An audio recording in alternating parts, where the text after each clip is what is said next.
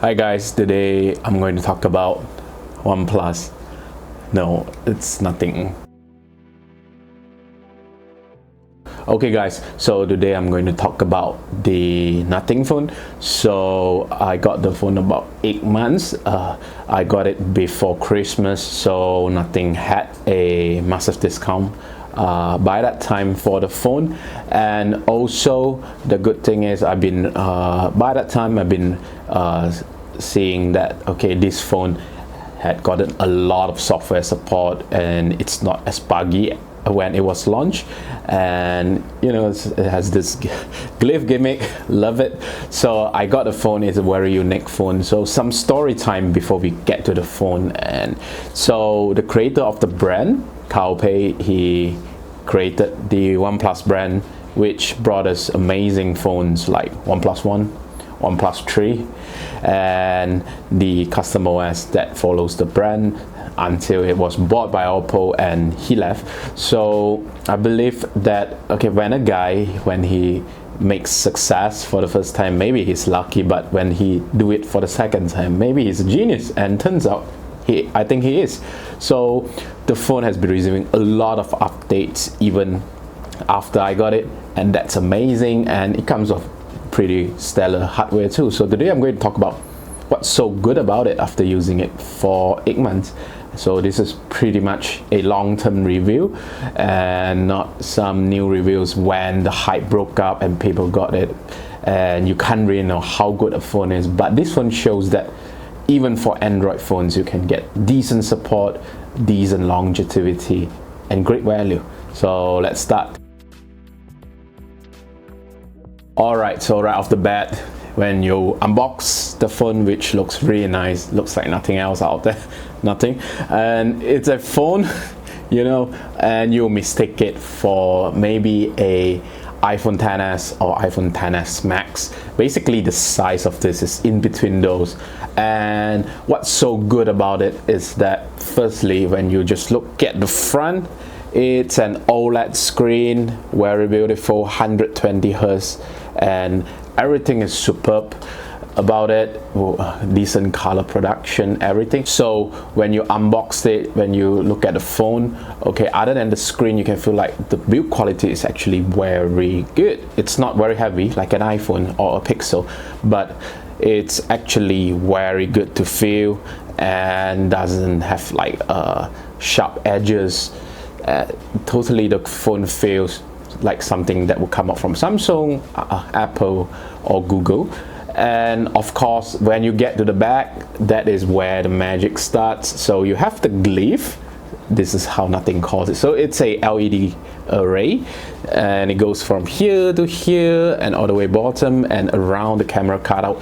So what it does is when you get notification, it will blink. Basically when someone calls you, it will blink. When you receive a text message, when you get a notification, it will blink.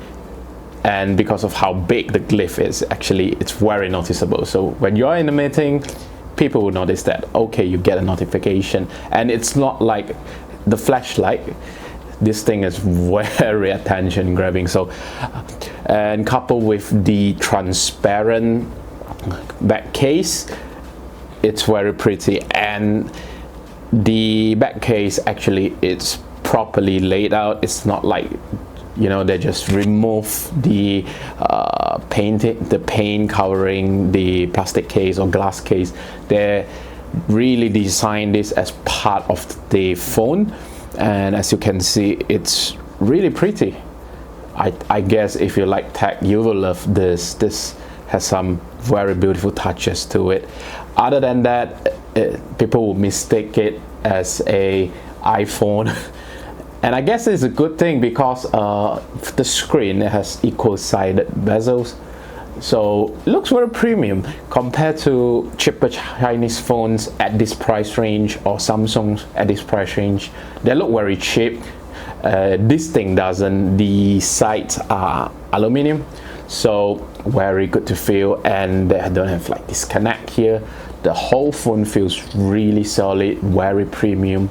So I guess that's the first thing that will attract you to get one, and that attracted me, so that is pretty good. So we will go to the next point. Definitely, I spent a lot of time talking about the design because definitely design is a big selling point of this product. Second point would be the software, or what they call the Nothing OS. So it's a very bare minimum reskin of the stock Android software that is on Pixels. So it has minimum bloatware, so that is the first good news. So if you are used to Android, if you are using Android since the beginning of time, you just don't like Chinese skins on Chinese phones or Samsung skins, this will be a godsend to you because you only have Pixel and Nothing to choose now. So Nothing is a pretty good choice. Second point about the software is it's actually very well optimized with its low, mid, and SoC, the Snapdragon 770 8G 5G version. So it should be slow, but actually in daily use is very snappy. Apps open super fast. There's no lag basically until you get to very heavy environment. Let's say you have WhatsApp, WeChat, all the apps open, Shopee, Lazada, all the apps open in the background. This might lag for a bit, but other than that, it's very snappy. All the animations you can see from the drawer, everything else feels very snappy. So the minimum bloatware part comes in where Nothing has its own software to kinda make this phone down. So it has these Nothing fonts, dotted fonts. You have the Nothing widgets, which are very cool. I've been using them for 8 months, never removed them, pretty nice. You also get the Nothing Weather app, which for me isn't really useful, but it just shows like the team really dedicates their effort to make this their iPhone with their dedicated software. Also coming soon in Nothing OS 2, which comes with the Nothing Phone 2, you get extra new apps, but for now, for Nothing Phone 1, what you can get is slightly reskinned version of the stock Android, which I think is pretty good as long as the system works perfectly, which is not a granted thing in 2023 when all the phones have very fast SoCs and CPUs, but the software experience still drag down the overall experience when using the phone. So what makes all this happen? Because like when brands like Samsung, Xiaomi, Honor, Realme can't do this, but they manage to do it, it's by constant software updates. So been mentioning in the intro, but this phone has been getting updates non-stop since I have it for 8 months. So right now I'm at Nothing OS 1.5.6 by the end of July. So this phone has been getting 1 to 3 updates every month basically, and the team behind this is optimizing this like crazy. I've never seen something like this, not even from a custom ROM team in XDA times. So what Nothing has done is to fix all the bugs, all the feedbacks from the forum. They will fix it. They've been gradually getting rid of the bugs from this phone. And I'll be frank, when I got the phone 8 months ago, it was already at a very stable state, because I got a phone after I read the reviews and they say that after the updates the phone's pretty good. I got it, I applied the update, it's pretty good. So one thing to note is that when you are getting the phone brand new, you might want to update it to the latest Nothing OS as soon as possible, so you will get the best experience. So with the constant update, actually you can see that the team is putting a lot of effort to make sure that the phone runs well. So again, this is something we can't take it for granted in 2023.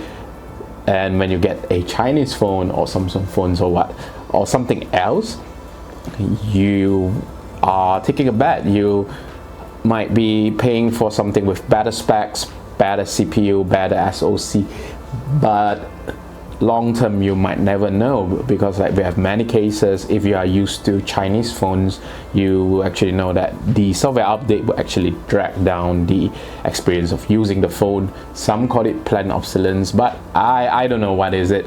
So this is something actually very good, and actually it provides a preview to what the brand is doing. They are trying to make something that lasts like an iPhone. So you see a lot of people that buy an iPhone, it goes for years, they don't need to change it, they know that the phone will last, will remain at a very top performance for years. So this is something they are hoping to achieve on this phone, and I'm glad that they actually managed to maintain it.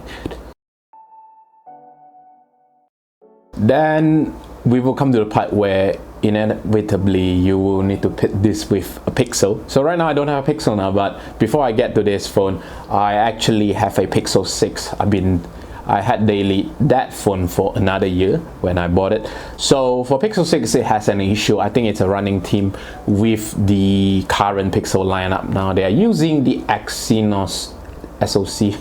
Basically, they are using Google's own Tensor SoC, which is made by Samsung Foundry, and it's based on the Exynos CPU. So it runs hot, and if you have a lot of apps running on background, it's hot, it's not pleasant to use. And when something runs hot all the time, the battery life sucks basically, which will lead to a downgrade in user experience after you have it for more than, let's say, 3 months. Because when you just get a phone, it's very nice, but after 3 months, when you have like 50 apps in it and all the apps are running in background, the phone will basically slow down whenever you want to do something basically. So that is the case with the Pixel, and the Nothing phone and Nothing phone 2, they are using Snapdragon late, I would say last gen SoCs, but they're pretty good. They're made by TSMCs,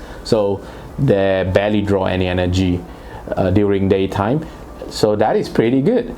And also the Pixels unfortunately doesn't get frequent updates like the Nothing, and it wasn't perfect when I got it, and before I let go of mine, it wasn't perfect either, because it has a lot of bugs, and Google didn't bother to support it, because right now Google have 3 phones every generation, and they are running it for 7 generations now, and the new ones are coming. They have foldables. They can't really focus on one phone or 2 phones like Nothing is doing. So there are also no aperture, so they can't be just putting so much effort into optimizing their Pixels. So when you go to the forums, when you go to Reddit, you can see a bunch of complaints about the Pixels, and Google might fix it or might not, which is not really the case with the Nothing. So I think this is one core strength of the Nothing phone compared to a Pixel, but definitely Pixel strength is still on the camera. Nothing's team has no Google's resources, so they didn't really focus on the camera part too much, which I will go on in the later part of this review. Okay, so this phone isn't perfect, so definitely with its price point and with its budget into the design, the software, so definitely it needs to cut corners. So compare with Chinese phones at the same price point, you are not getting a lot of specs. Definitely the SoC here, 778G plus, it's pretty decent. It's same level with the flagship from a few years ago, Snapdragon 855, but definitely you are not getting the top of the line performance from this phone. So in daily use, the phone is super snappy, everything works. I don't see any slowdown. In 2023 July, after I've been owning it for 8 months, I barely did any routing on it and didn't do anything to stop background apps from running or anything. So but still everything works, so that is pretty good. But I have met scenarios where it did slow down. So the first one definitely is when I have too many apps running in the background the phone definitely is not responding fast enough. So let's say in a scenario I'm working with e-commerce related stuff, I need to have WhatsApp, Messenger, WeChat, Telegram, Lazada, Shopee, a Shopify app, everything just opens in the background. This thing will face some slowdown definitely. The chip is not really keeping up, or there's just not enough RAM in it. Okay, but definitely if you are very heavy user, you might want to look for something else. Second part definitely is gaming. So Cao Pei himself, in his review of the phone, or in other phones review which he likes to do it now, he mentioned that the phone is standard flagship killer, I resume, but definitely the phone isn't really good at gaming. So if you are doing some light gaming, Mobile Legend, like the games, this thing definitely will work 60 fps, no issue. But if you are doing the impact gaming, Honkai Impact, Genshin Impact, Honkai Star Rail, these games will definitely bring this phone down. So I've been playing Honkai Star Rail on this phone for some while now. I need to pull the settings to low and drag the FPS to limit it to 30 fps. Then the phone didn't really heat up and it will run, but definitely it's not a really pleasant experience. So if you are a heavy mobile gaming user, definitely this is not the phone for you. I need to put it up front. It's a 778G. Okay, so it's not flagship. If you're gaming, you need to look for something else. This is an everyday phone. Then it's the camera. So the camera here, they have pretty big sensors, I assume, but Cao Pei team didn't really do pixel magic to it. Although I would say this phone can beat a pixel, but camera wise this is no pixel. Definitely the optimization that has gone into it, it might be better than other low-end phone, but at the end of the day, this is a mid-range phone by how Cao Pei sets it out to be, and for daily use it's pretty okay. I'll put some sample here.